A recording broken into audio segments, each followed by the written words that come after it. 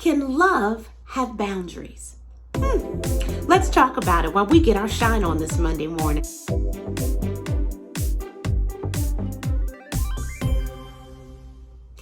Today, I want to tell you about my Mimi and her dog. Just stay with me. We bought this dog for my Mimi several years ago. And when we purchased him, the dog's name was Tupac, like the rapper. But by the time we got it to my Mimi, she quickly refined the dog. And he went from Tupac to Trevor. And Trevor quickly got used to his new bougie lifestyle.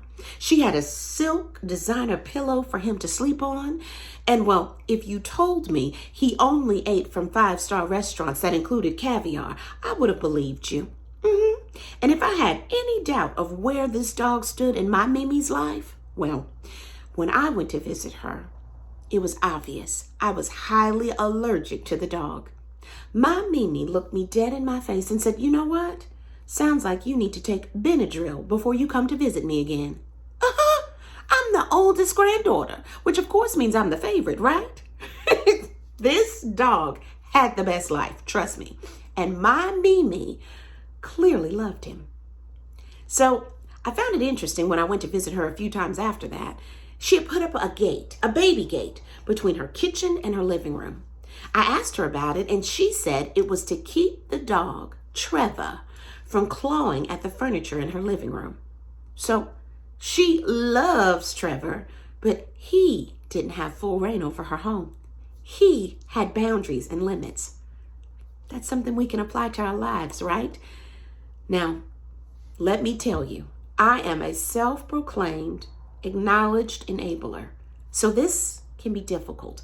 But in order to make it a little easier, I've developed a AAA system for myself that I want to share with you. The first A is acknowledge. Acknowledge the importance of boundaries in your life. It's okay. Those boundaries sometimes make you think or make you feel like if you say no to someone, especially someone you love, you're hurting them. But in actuality, it's hurting you. Boundaries are a way of self-care. Think of it this way.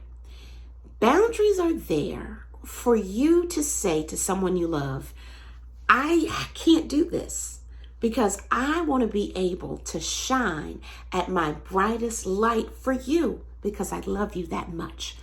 So the very first A is acknowledge. Now, the second A is be aware of your boundaries. A lot of times, I can only speak for me, I'll say yes and go do something for someone before I even realize how that might affect me. I just do it. So I have to take a moment and think about it. Is this affecting my day? Is this putting me out in some way that affects me overall? So first, acknowledge. Secondly, be aware. And third, assert yourself when people cross those boundaries. A dear friend of mine said to me the other day, "No is a complete sentence, Brandolyn." That's so true. It's such an easy word to say, but it's so hard to apply. So that's the system that I use to make sure I am shining at my brightest. I acknowledge the importance of my boundaries. I'm aware when people cross them, and I assert myself when they do. That is a process that's in continuous motion, and I'm still struggling with it, but I hope it helps you, because if you can manage to acknowledge, be aware, and assert yourself, oh, trust me, you are truly getting your shine on.